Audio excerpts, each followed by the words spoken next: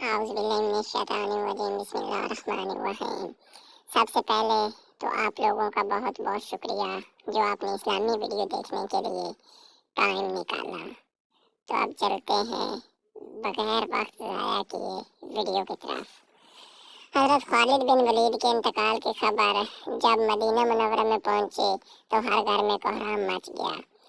जब हज़रत खालिद बिन वलीद को कब्र में उतारा जा रहा था तो लोगों ने ये देखा कि आप रज़ी अल्लाह अन्हो का घोड़ा जिसका नाम अशयर था, जिस पर बैठ के आपने तमाम जंगें लड़ी, वो भी आंसू बहा रहा था।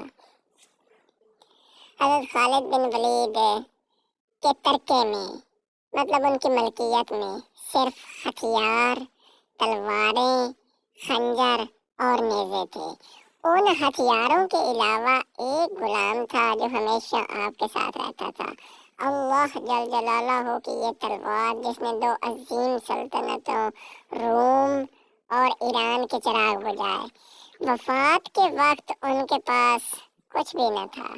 आप रज़ी अल्लाह तआला अन्हो ने जो कुछ भी कमाया वो अल्लाह की राह में खर्च कर दिया। सारी जिंदगी हज़रत खालिद बिन वलीद ने मैदानी जंग में गुजार दी। सहाबा रज़ी अल्लाह तआला अन्हो ने गवाही दी कि उनकी मौजूदगी में हमने शाम और इराक में कोई भी जुम्मा ऐसा नहीं पड़ा जिससे पहले हम एक शहर फतह न कर चुके हों। यानी हर दो जुम्मों के दरमियानी दिनों में एक शहर जरूर फतह होता था।